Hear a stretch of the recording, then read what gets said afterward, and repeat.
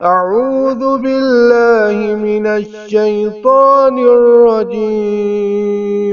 بسم الله الرحمن الرحيم. السلام علیکم ورحمۃ اللہ وبرکاتہ۔ آپ کا سوال ہے کہ رزق کی تنگی کے لیے سورۃ واقعہ پڑھنا چاہیے، کیا یہ فضائل درست ہے؟ دیکھیں، قرآن کریم پورے کا پورا شفا ہے۔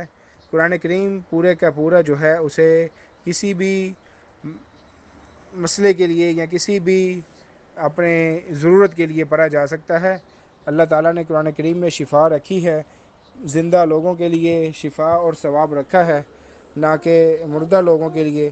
قرآن کریم کو ہم پڑھ سکتے ہیں، ہمیں کسی بھی قسم کی اگر کوئی مشکل یا مصیبت پیش آتی ہے، کسی بھی قسم کا کوئی مسئلہ درپیش ہوتا ہے، تو ہمیں چاہیے کہ قرآن کریم کی تلاوت کیا کریں، تاکہ ہم اللہ کے ذکر کو جب پڑھا کریں تو اللہ کے ذکر کو پڑھ کے ہم سمجھیں، اس کے اوپر عمل کریں، تو ہمارے مصیبتیں اور مسائل جو ہیں وہ حل ہوں گے۔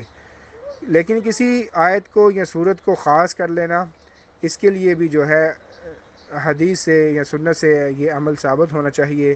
جیسا کہ اگر کسی کو کوئی نظر لگتی ہے یا کوئی جادو وغیرہ کا مسئلہ درپیش آتا ہے، تو اس کے لیے نبی کریم صلی اللہ علیہ وآلہ وسلم نے جو ہمیں تعلیمات دی ہیں کہ انہیں چاہیے کہ وہ معوذتین کی تلاوت کریں، یعنی سورۃ فلق اور ناس، ساتھ میں سورۃ اخلاص کو بھی شامل کر لینا چاہیے۔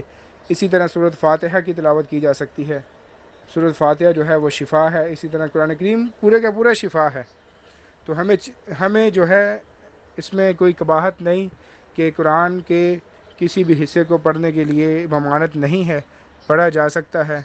اللہ تعالی ہمارے تمام مسائل کو دور فرمائے، اور اللہ تعالی جن کی رزق میں تنگیاں ہیں، اللہ تعالی ان کی رزق کی تنگیوں کو بھی دور فرمائے، آمین۔